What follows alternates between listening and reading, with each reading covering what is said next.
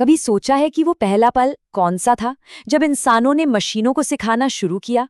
ये नहीं कि क्या करना है, बल्कि ये कि कैसे सीखना है।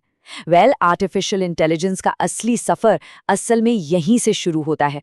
और इस पूरी कहानी का जो हीरो है ना, वो है एक मशीन जिसका नाम है परसेप्ट्रॉन। 20वीं सदी के बीच की बात है और ये सवाल सिर्फ किसी यूनिवर्सिटी के क्लासरूम में नहीं पूछा जा रहा था। ये तो साइंस फिक्शन जैसा लगता था। मतलब एक ऐसी मशीन बनाने का ख्याल जो बिल्कुल हम इंसानों की तरह अपने तजुर्बे से सीख सके। ये सोच ही अपने आप में एक क्रांति थी। और फिर इस सवाल का जवाब मिला एक जोरदार हाँ के रूप में। ये एआई के शुरुआती दिनों की, आप कह सकते हैं, सबसे बड़ी कामयाबियों में से एक था। इसने पूरी दुनिया को दिखा दिया कि भाई मशीनों को सिर्फ कमांड देने की जरूरत नहीं है, उन्हें सिखाया भी जा सकता है, ट्रेन किया जा सकता है। तो चलिए जरा समझते हैं कि ये परसेप्ट्रॉन आखिर इतना बड़ा मील का पत्थर क्यों था। और इसके लिए हमें थोड़ा सा टाइम में पीछे जाना होगा, उस दौर में जब इसका जन्म हुआ। तो देखिए, इसकी कहानी की जड़ें ना 1943 में है, जब वैज्ञानिकों ने पहली बार सोचा, क्या हम इंसानी दिमाग के न्यूरॉन्स की तरह काम करने वाली कोई मशीन बना सकते हैं।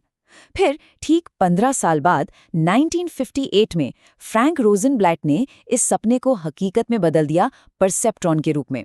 लेकिन जैसा कि हम आगे देखेंगे, 1969 में इस कहानी में एक बहुत बड़ा ट्विस्ट आया। तो आखिर ये है क्या वाला?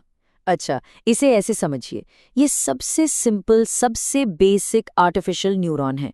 इसका काम बस एक ही था, डेटा को देखना और उसे दो में से किसी एक कैटेगरी में डाल देना, बस। हाँ या ना, बिल्ली या कुत्ता, क्लास ए या क्लास बी। तो ये जादू होता कैसे था? मतलब ये मशीन फैसला कैसे लेती थी?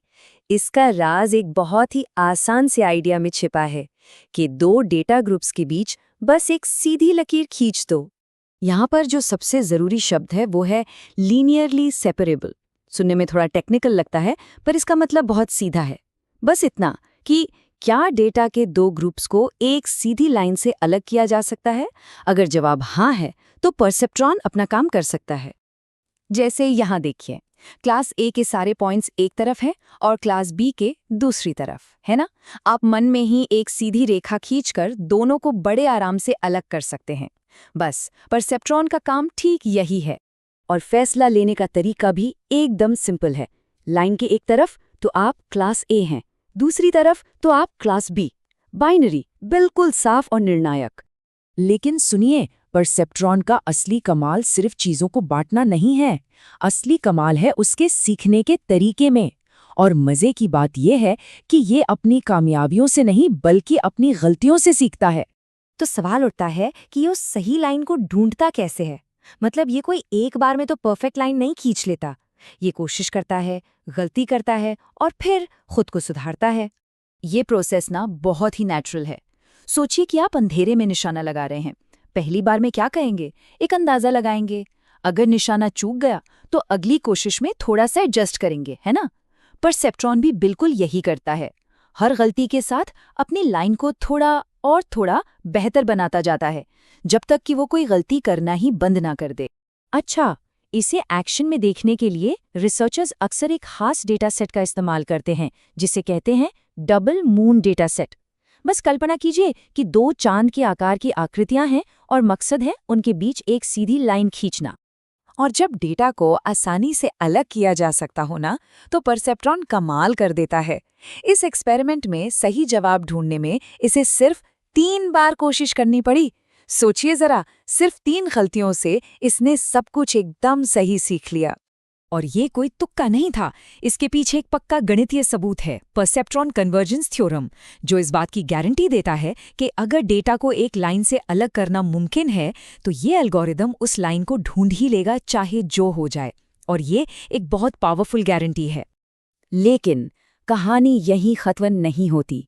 परसेप्ट्रॉन की सबसे बड़ी ताकत उसकी सादगी थी, लेकिन यही सादगी उसकी सबसे बड़ी कमजोरी भी बन गई। ये वो सवाल था जिसने परसेप्ट्रॉन के लिए सब कुछ बदल दिया कि क्या होता है जब आप एक सीधी रेखा खींच ही नहीं सकते, जब डेटा ज्यादा कॉम्प्लेक्स हो, जब ग्रुप्स आपस में उलझे हुए हों। चलिए हमारे डबल मून वाले उदाहरण पर वापस चलते हैं, लेकिन इस बार हम दोनों ग्रुप्स को थोड़ा सा मिला देते हैं, उन्हें ओवरलैप कर देते हैं। अब देखिए, अब ऐसी कोई एक सीधी लाइन खींचना नामुमकिन है जो क्लास ए और क्लास बी को 100% अलग कर सके। और ऐसी सिचुएशन में ये एल्गोरिदम टूट जाता है। वो लाइन कभी एक जगह टिकती ही नहीं, वो बस हमेशा के लिए आगे पीछे ऊपर नीचे होती रहती है, एक ऐसे परफेक्ट सोल्यूशन की तलाश में जो है ही नहीं। और यही इसकी सबसे बड़ी लिमिटेशन थी। फिर आया साल 1969 और परसेप्ट्रॉन्स नाम की एक किताब ने इस कमी को पूरी दुनिया के सामने लाकर रख दिया। इसका असर इतना गहरा हुआ कि एआई की दुनिया में जैसे भूचाल आ गया। इस किताब ने कहा कि भाई ये तो एक ऐसी खामी है जिसे ठीक ही नहीं किया जा सकता। और जानते हैं क्या हुआ? इसकी वजह से न्यूरल नेटवर्क्स पर रिसर्च लगभग 1 दशक के लिए थम सी गई। उस वक्त बेस क्लासिफायर जैसे दूसरे तरीके भी थे जो इस तरह के उलझे हुए डेटा को हैंडल कर सकते थे, लेकिन वो कहीं ज्यादा कॉम्प्लेक्स थे।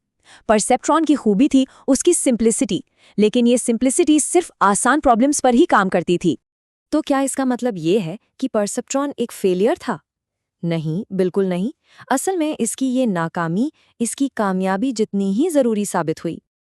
देखिए, परसेप्ट्रॉन की कहानी एक नाकामी की नहीं बल्कि एक बुनियाद की कहानी है। ये वो पहला मॉडल था जिसने साबित किया कि मशीनें उदाहरणों से सीख सकती हैं। इसकी कमियों ने ही रिसर्चर्स को रास्ता दिखाया कि अच्छा, अब आगे क्या करना है, और उसी से आज के मॉडर्न डीप लर्निंग नेटवर्क्स का जन्म हुआ।